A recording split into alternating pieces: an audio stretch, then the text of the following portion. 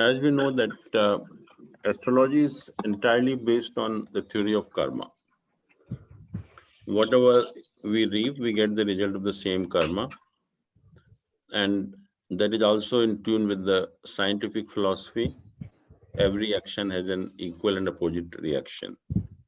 That is basically the Newton's third law of motion. The same thing applies to the theory of karma. Whatever you do, you get the result of the same karma. And your horoscope, जो आपको मिला है जन्म के time हम horoscope बनाते हैं, that is the account of your karmas till the last life. Actually last life में आपका जो कर्म का बैलेंस कितना था, positive negative, that is indicated by your horoscope. उसके बाद आप इस जन्म में भी कर्म करते हैं तो naturally that is also an influence on your events actually.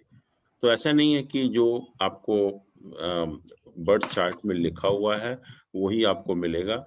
आप अपनी लाइफ को पूरी तरह से चेंज कर सकते हैं इस लाइफ में कर्म करके भी। तो इसीलिए हम कहते हैं कि जो astrology never leads to fatalism, it only promotes you to prompts you to do good karmas so that you can make your life even better actually. अब जो कर्मों का लेखा जोखा है, that is of three types. जो भी कर्म है आपके, one is the deep rooted. Deep rooted means कि आइदर वेरी पॉजिटिव और वेरी नेगेटिव, या तो बहुत पॉजिटिव कर्मा बहुत बैलेंस है, या बहुत ही नेगेटिव कर्मा का आपका जो बहुत ही डेबिट है एक्चुअली में। तो जो लोग, कई बार हमने देखा भी है कि आप थोड़ा सा उपाय बताइए और वो इमीडिएटली उपाय करता है और काम हो जाता है। कभी कभी काफी दिन तक करना पड़ता है फिर काम होता है, और कभी कभी बहुत हम उपाय करते हैं, कठिन से कठिन उपाय भी करते हैं, लेकिन उसका रिजल्ट नहीं मिलता। तो that is all based on the what all you having the balance actually. तो एक होते हैं डीप रूटेड या दृढ़ मूल वाले कर्म होते हैं, तो उसके लिए हमें बहुत इंटेंस रेमेडीज करनी पड़ती हैं, इवन अपना कंडक्ट को ठीक करना पड़ता है, और उसके बाद जो है कुछ नॉर्मलाइज होता है, हमारे काम होने लगते हैं। कुछ होते हैं वीक रूटेड, अदृढ़ मूल जिसको हम बोलते हैं, मतलब नेगेटिव बैलेंस बहुत थोड़ा सा है, तो आपने थोड़ा सा भी अगर पॉजिटिव कर्म किया तो वो पॉजिटिव हो जाता है और आपको अच्छे रिजल्ट मिलने शुरू हो जाते हैं। तो अगर आपके कर्म वीक रूटेड हैं तो नेचुरली आपको बहुत ज्यादा उपाय करने की जरूरत नहीं पड़ती है, बहुत ही सिंपल उपाय करके आपको फल मिल जाता है। एक होता है मिक्स्ड वन, जो ना बहुत मजबूत है ना बहुत ही अदृढ़ है या बहुत ही कमजोर है, तो उसमें आपको मिक्स टाइप की रेमेडीज करनी पड़ती है। कुछ सिंपल रेमेडी से काम नहीं चलता, लेकिन जो है बीच वाली रेमेडी आपको करनी पड़ती है। अब क्वेश्चन ये है कि हम रेमेडी करते क्यों हैं। पहली चीज तो ये है कि जो हमारा हॉरोस्कोप है उसमें प्लैनेट की पोजीशन इंडिकेटेड है, तो हम देखते हैं कि कुछ प्लैनेट की पोजीशन खराब है। मान लीजिए कोई सैटर्न वीक है या मार्स वीक है या जुपिटर वीक है, तो हम कहते हैं कि उसको हम उसकी हम शांति करें, और जिससे कि वो प्लैनेट हमें नेगेटिव रिजल्ट ना दे। उल्टा भी हो सकता है कि मान लीजिए कोई प्लैनेट बहुत अच्छा है आपके लिए, बहुत शुभ है, तो हम चाहेंगे कि रेमेडी करके उसकी शुभता को हम और बढ़ाएं, उसको और हमारा जो है उसका हम यूजफुल बनाएं उसको। तो रेमेडीज हम दोनों केसेस में करते हैं। प्लैनेट अगर अशुभ होते हैं तो उसकी अशुभता को कम करने के लिए, और प्लैनेट अगर शुभ होते हैं तो उनकी शुभता को बढ़ाने के लिए भी हम रेमेडी करते हैं। जरूरी नहीं है कि हम रेमेडी सिर्फ जब ही करेंगे जब प्लैनेट आपके हॉरोस्कोप में मैलेफिक हो, इवन बेनिफिक प्लैनेट के केस में भी हम रेमेडी करके उसको और ज्यादा शुभ बना सकते हैं। दूसरा, कभी कभी ट्रांजिट एडवर्स होता है। गोचर में हमें पता है कि कोई एडवर्स ट्रांजिट होने वाला है और उसके रिजल्ट आपके लिए बहुत खराब एक्सपेक्टेड है, तो नेचुरली हम उस ट्रांजिट के दौरान हम कुछ रेमेडी करना चाहेंगे जिससे कि जो प्लैनेट की शांति हो जाए, जिससे कि हमें एडवर्स इफेक्ट ना मिले। या कोई बहुत ही अगर शुभ ट्रांजिट भी होने वाला है तो हम चाहेंगे कि उसकी हम शुभता को और बढ़ाएं, जिससे कि हमें और ज्यादा फायदा हो उस अच्छे ट्रांजिट का। कभी कभी दशाएं खराब चलती हैं आपकी, तो एक पर्टिकुलर दशा अंतरदशा में जो रिजल्ट मिलते हैं, जो भी प्लैनेट स्ट्रांग होता है उसके रिजल्ट मिलते हैं। तो एक पर्टिकुलर दशा अंतरदशा में अगर कोई खराब दशा है तो उसकी भी शांति के लिए हम उपाय करते हैं, या अच्छी भी दशा है तो उसकी शुभता को और बढ़ाने के लिए उपाय करेंगे। कुछ एडवर्स योग होते हैं हॉरोस्कोप में, एडवर्स योग कौन कौन से होते हैं, कोई बता सकता है? सर जैसे एडवर्स दरिद्र योग हो गया ये सब।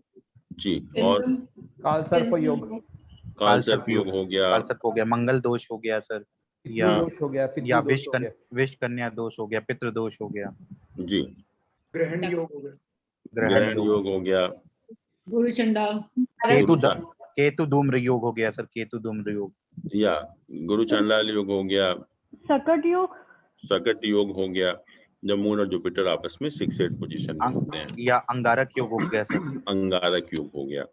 तो इस तरह से केमद्रुम, खास तौर से जब मून बिल्कुल ऑपरेट ही नहीं होता या मून एक्टिवेट ही नहीं होता, तो ऐसे केसेस में हम जो है डेफिनेटली उपाय करेंगे जिससे कि हम उन एडवर्स योग का हमारे ऊपर कोई नेगेटिव इफेक्ट ना हो या कोई पॉजिटिव। मांगलिक दोष, मांगलिक दोष अगर मंगल वो है, जैसे वो पहले केस में आ गया, टू प्रोपिशिएट द एडवर्स प्लैनेट्स, कि अगर कोई प्लैनेट एडवर्स है या मैलिफिक है तो उसकी शांति के लिए हम उपाय करते हैं, तो मांगलिक दोष will come under that category. या फिर हम करते हैं कि सब कुछ ठीक है, everything is fine, even then we say कि चलो घर की सुख शांति के लिए कोई पूजा करा लो या दान कर दो या कोई उपाय कर दो, तो वो भी हम देखते हैं कि नॉर्मल कोर्स में भी हम लोग करते रहते हैं, सब कुछ ठीक होते हुए भी। तो ये इन कंडीशन में हम उपाय करते हैं।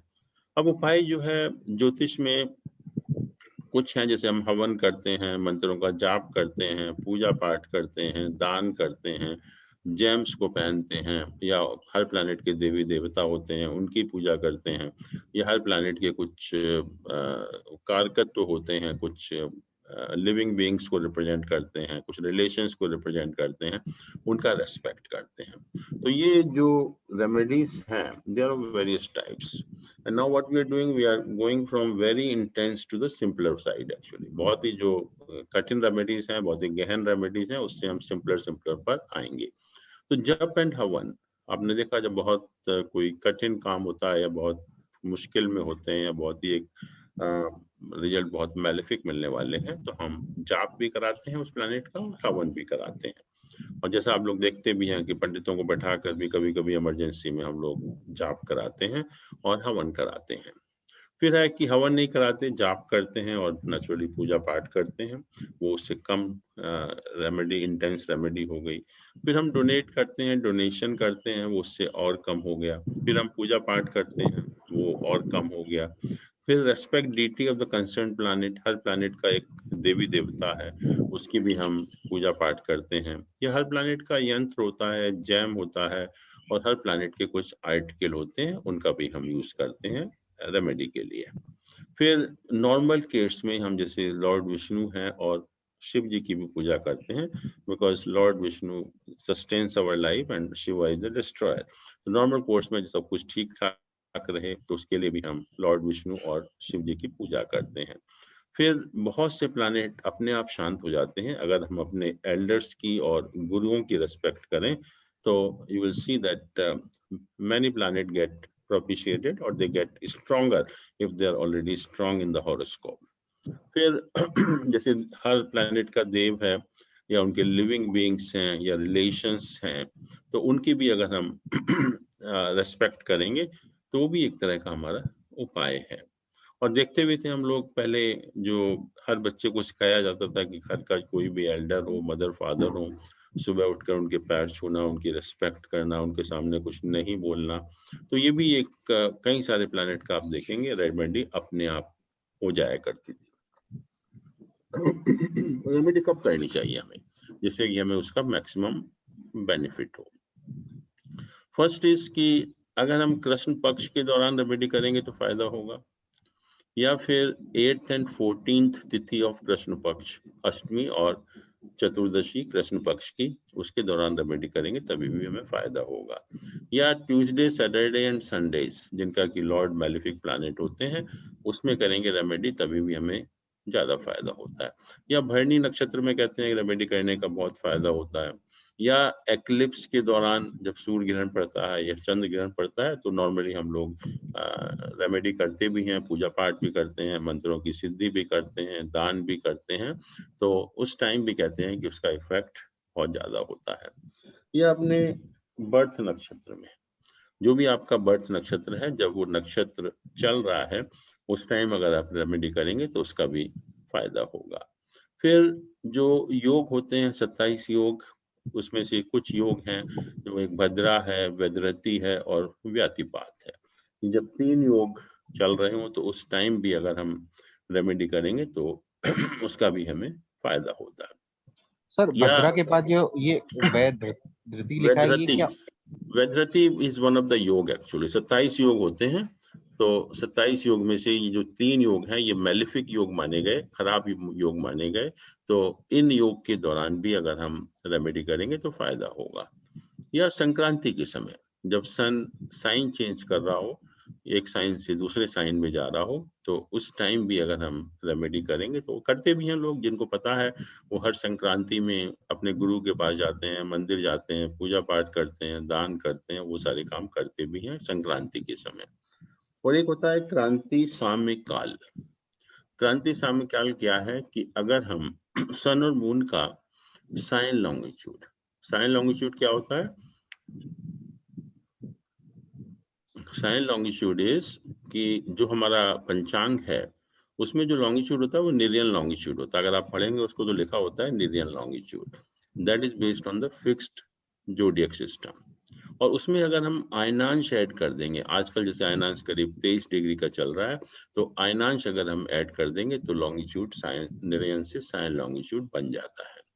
तो अगर हम सन और मून का साइन लॉन्गिट्यूड लें, सन और मून का साइन लॉन्गिट्यूड, और जब उनका टोटल 180 या 360 डिग्री हो, sign longitude of moon and sign longitude of sun, जब उनका टोटल इज आइदर 180 डिग्री और 360 डिग्री, तो उससे 3 घंटे पहले और 3 घंटे बाद का समय जो होता है उसको हम क्रांति साम्य काल कहते हैं। और उस टाइम अगर हम पूजा पाठ करेंगे तो उसका भी हमें बहुत फायदा होता है। तो ये है टाइम जब हम उपाय करें जिससे कि हमें उसका मैक्सिमम बेनिफिट हो उपाय करने का। तो these are the timing when we can do the remedies.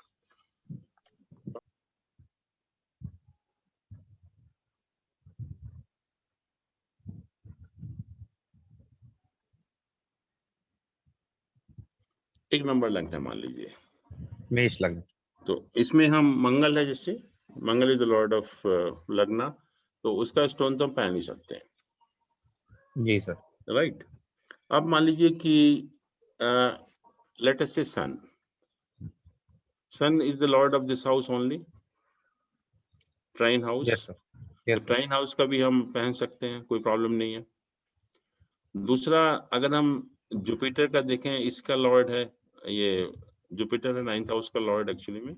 और हमने कहा था कि जो ट्राइन के लॉर्ड होते हैं they are functional benefic provided their mool trikona sign does not fall in trik house. तो इसका मूल त्रिकोण साइन यही है, तो इसका मतलब जुपिटर भी इसके लिए बेनिफिक प्लैनेट हो गया। जुपिटर भी बेनिफिक प्लैनेट हो गया, तो जुपिटर का भी हम स्टोन पहन सकते हैं, कोई प्रॉब्लम नहीं है उसमें।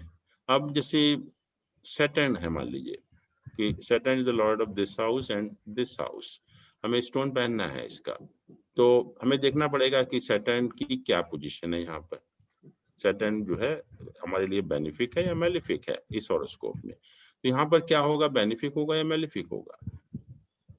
मेलिफिक क्यों? मेलिफिक सर, क्योंकि उसके सर रोग भाव में बैठा हुआ है सर। हाँ, पहले हमें इसके साथ रिलेशन देखना है, लग्न के लॉर्ड के साथ रिलेशन देखना है उसका। तो मार्स के साथ सैटर्न क्या है?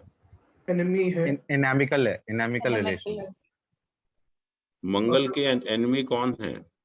शनि है, शनि।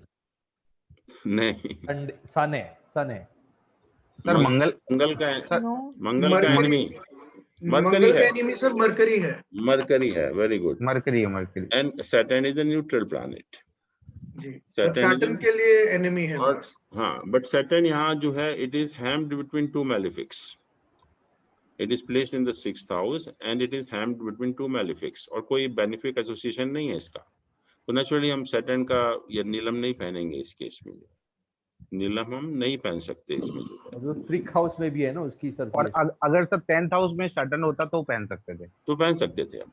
और अगर देखिए, हमें ये भी देखना है कि आपके हॉरोस्कोप में पोजीशन क्या है। ये कैसा भी हो, मालूम मैं कहता हूँ लग्न का लॉर्ड भी है, but it is too afflicted with the malefic planet, हम क्यों पहनेंगे फिर उसका, फिर तो वो मैलेफिक ही हो जाएगा। तो ऐसे ही सैटर्न यहाँ हैम्ड है बिटवीन टू मैलेफिक प्लैनेट्स, तो नेचुरली हम नहीं चाहेंगे कि हम इसका नीलम पहने, इसके लिए जो है सर अगर वीनस। हाँ इसी केस में मतलब वैसे अगर सैटर्न 10th हाउस में होता कैप्रिकॉर्न में, तब भी जी। हम पहन सकते हैं, क्योंकि वैसे तो हाँ, नहीं अगर पहनना ये चाहिए क्योंकि बिल्कुल मतलब फिर तो पंच महापुरुष योग बन गया, हम्म। तो फिर तो पंच महापुरुष योग का तो हम आराम से पहन ही सकते हैं, कोई प्रॉब्लम है ही नहीं इसमें। सर उस केस में ये नहीं देखेंगे कि मूल त्रिकोण राशि 11th हाउस में है सैटर्न की? त्रिक हाउस में नहीं होनी चाहिए, और वो भी वो प्रिंसिपल यहाँ एप्लीकेबल नहीं है। जब कोई भी प्लैनेट को योग बन जाता है, जैसे पंच महापुरुष योग बन गया, फिर then normal position of planet will not apply, then this yoga will apply. फिर हम नहीं देखेंगे कि सैटर्न किस हाउस का लॉर्ड है, पंच महापुरुष योग बना रहा है तो कुछ तो उसका खास बात होगी ना, फिर नॉर्मल पोजीशन नहीं देखते हम लोग। ठीक है सर। और तो सैटर्न 11th हाउस में हो तो, है जी, सैटर्न 11th हाउस में चला जाया होता तो ना 11th हाउस में भी ठीक है सैटर्न, अगर ये अफ्लिक्टेड ना हो तो, एफ्लिक्टेड ना हो। 10th का लॉर्ड 11th हाउस में, it is good from the professional gain, and ये भी हमारा उपाचय स्थान है, उपाचय स्थान में भी शनि अच्छा माना गया, तो वो इतना खराब नहीं होगा, तो उसको हम कर सकते हैं।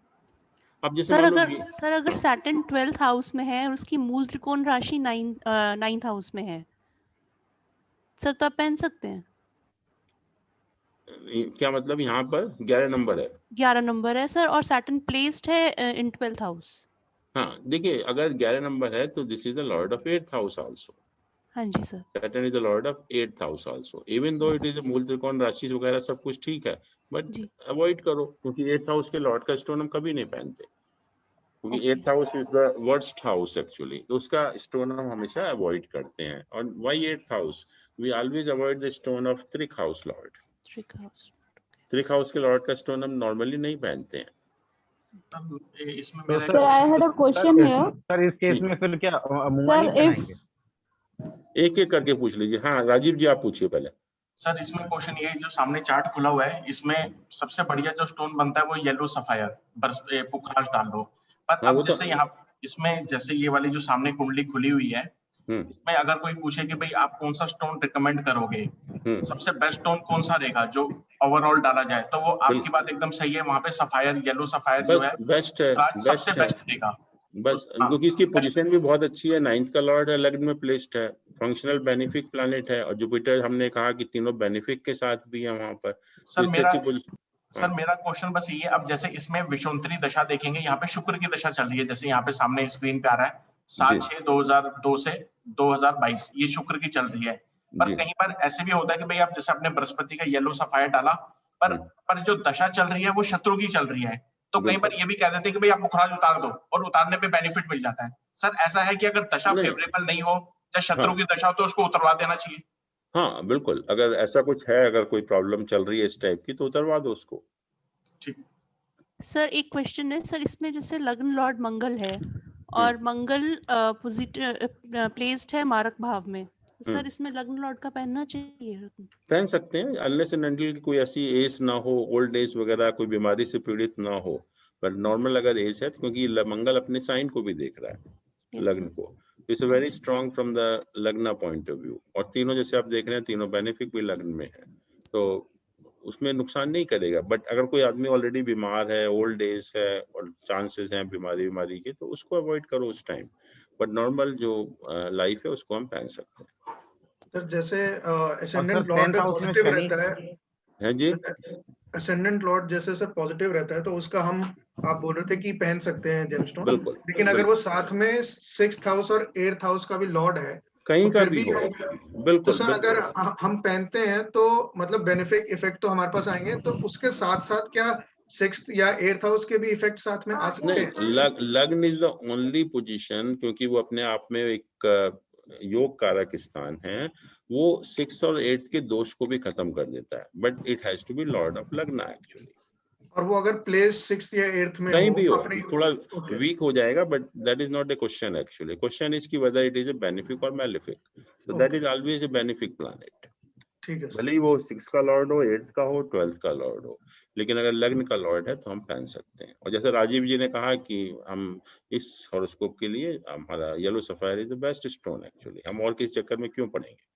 हाँ जी सर ऐसे भी तो कहा जाता है कि 6, 8, 12 में अगर शनि बैठे हो तो उनको बल मिलता है। तो अगर यहाँ पे जैसे अगर 5वें घर में केतु या मंगल ऐसे नहीं होते, लेकिन शनि अपने छठे घर में बैठे होते।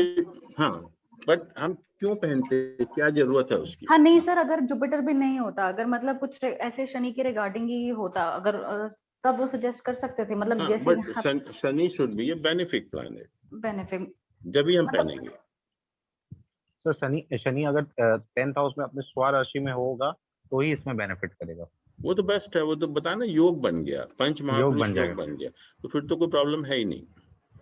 11th में होता तो नहीं करते सर हम recommend। या Sir, I want to ask a question. जी जी।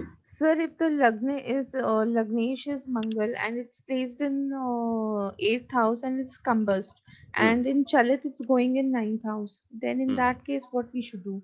देखिए, अगर कंबस्ट है, कंबस्ट तो चलित में होगा या कहीं भी होगा, कंबस्ट ही रहेगा वो तो कंबस्ट जैसे कहा था कि हमने वो प्लैनेट नेगेटिव हो जाता है, तो नेचुरली कंबस्ट अगर प्लैनेट है तो we have to avoid even if it is a lord of lagna actually. Okay. या सर रत्न हम लोग लग्ना के अनुसार करते हैं ना, चलित के अनुसार नहीं रेकमेंड करते हैं। है जी, चलित कुंडली के अनुसार रत्न रेकमेंड नहीं करते हैं ना जो लग्न हम के। हाँ जो भी हम ये Fixed लगना का। स्टोन है, योग है, एस्पेक्ट है, वो सब हम इसी चार्ट के अकॉर्डिंग करते हैं। ठीक है ये सर सेकंड ले लीजिए सर। चलो एक और ले लेते हैं।